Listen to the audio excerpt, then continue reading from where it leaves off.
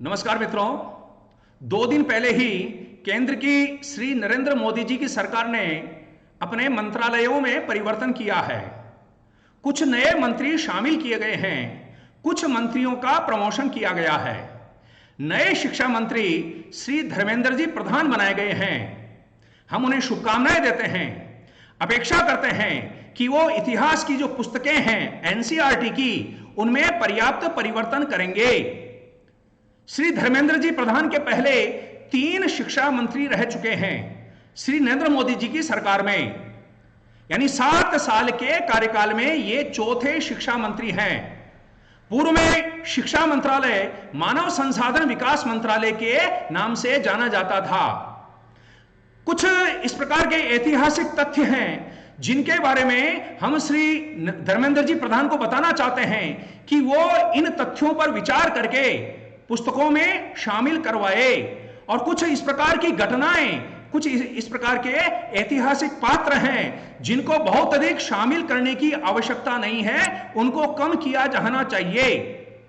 हमारे आराध्य पूज्य श्री महाराणा प्रताप के बारे में कक्षा 6 से लेकर के 12वीं तक की जो कक्षा है उसमें केवल 3 से लेकर के 4 लाइन तक ही लिखी गई है।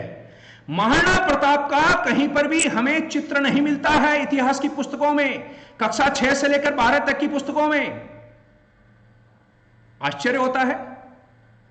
पूर्व में हमें ध्यान में आता है कि वामपंथी इतिहासकार इनको शामिल नहीं करते थे, किंतु अब भी श्री महाराणा प्रताप का चित्र, उनका जीवन वृत्तांत इतिहास की पुस्तकों में नहीं होना हमें आश्चर्यचकित करता है। उन्हें शामिल किया जाना चाहिए। मुगलों के बारे में पर्याप्त जानकारी है, कई कई अध्याय उनके बारे में हैं, कई कई पृष्ठ उनके बारे में हैं। उनकी मस्जिदें, उनके मकबरे, उन्होंने अपनी अय्याशी के लिए कितने महल बनाए, उन सबका भरपूर चित्रण किया हुआ है। लेकिन महाराणा प्रताप के बारे में नहीं। ऐसा क्यों? विचार करना चाहिए। ना केवल महाराणा प्रताप बल्कि हमारे आराध्य श्री पृथ्वीराज चौहान के बारे में भी इतिहास की पुस्तकों में केवल 3-4 लेने दी गई है, उनका चित्र नहीं मिलता है।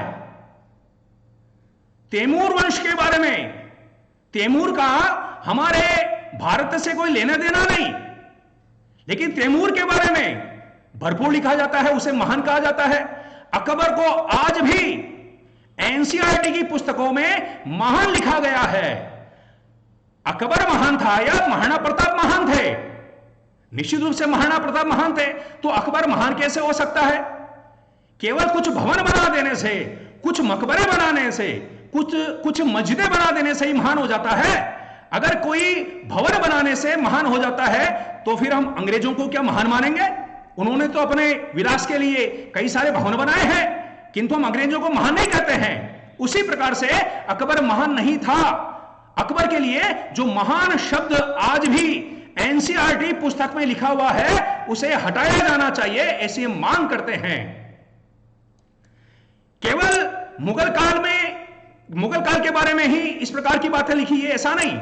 स्वतंत्रता आंदोलन के कई इस प्रकार के हमारे राष्ट्रीय नायक हैं जिनके बारे में पर्याप्त मात्रा में इतिहास की पुस्तकों में लिखा जाना चाहिए, उनके जीवन वृत्तांत लिखे जाने चाहिए, ताकि हमारे युवक युवतियां उनसे प्रेरणा ले सके, उनमें राष्ट्रभक्ति की भावना का संचार हो।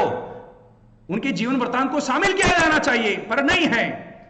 जलियांवाला बाग में किस प्रकार से जनरल डायर ने हमारे भारतीयों का नरसंहार किया, उस घटना का जिक्र है, किंतु उस जनरल डायर को ब्रिटेन में जाकर के जिस उधम सिंह ने मारा उनका नाम नहीं है। उनके बारे में तो पूरी उनकी जीवनी होनी चाहिए, उनका चित्र होना चाहिए, उनकी जीवनी होनी चाहिए, पर नहीं है। ऐसा क्यों? उनको शामिल किया जाना चाहिए। और हम इस प्रकार की धर्मेंद्र जी प्रधान से उम्मीद करते हैं, अपेक्षा करते हैं। मित्रों, केवल उधम सिंह हो ऐसा नहीं, कई इस प्रकार के हमारे राष्ट्र नायक हैं जिनसे हम आज भी प्रेरणा लेते हैं, जिनकी आज भी हम जयंती मनाते हैं। वीर सावरकर, जिनको 2-2 बार काले पानी की सजा हुई, सेलुलर जेल में उनको जबरदस्त तरीके से प्रताड़ित किया गया, उन पर जुल्म किया गया। उनकी लेखनी से, उनके जीवन से कई स्वतंत्रता सेनानी प्रेरणा लिया करते थे। आज भी हम उनके जीवन को पढ़ करके रोमांचित होते हैं, हमारे में राष्ट्रभक्ति का संचार होता है। उनके बारे में एक शब्द भी कक्षा 6 से लेकर के 12वीं तक की इतिहास की पुस्तक में हमें नहीं मिलता है। चंद्रशेखर के बारे में, भगत सिंह के बारे में एक एक लाइनें, उधम सिंह का नाम नहीं,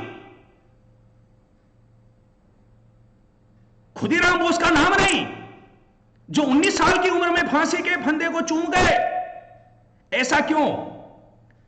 इनके बारे में तो कई कई पृष्ठ होने चाहिए, ताकि हमारे देश के युवक और युवतियां उनसे प्रेरणा ले सके। ऐसा किया जाना चाहिए। हम धर्मेंद्र जी प्रधान से यह अपेक्षा करते हैं। मित्रों, एक जानकारी और देना चाहता हूं। राज्यसभा की जो स्टैंडिंग कमेटी है, उसने हाल ही में एक आदेश निकाला है। अगर किन्हीं को लगता है कि कुछ ऐतिहासिक पात्र पुस्तकों में शामिल किए जाने चाहिए या कोई शामिल है उन्हें हटाया जाना चाहिए, उसके लिए 15 जुलाई तक कुछ इस प्रकार की ईमेल एड्रेस है, उस पर जानकारी मांगी गई है। हम सभी भारतीयों को ये जो ऐतिहासिक पात्र हैं, इनको शामिल करने के लिए अपने को ईमेल करना चाहिए। मैं ईमेल एड्रेस आपको बता रहा हूं।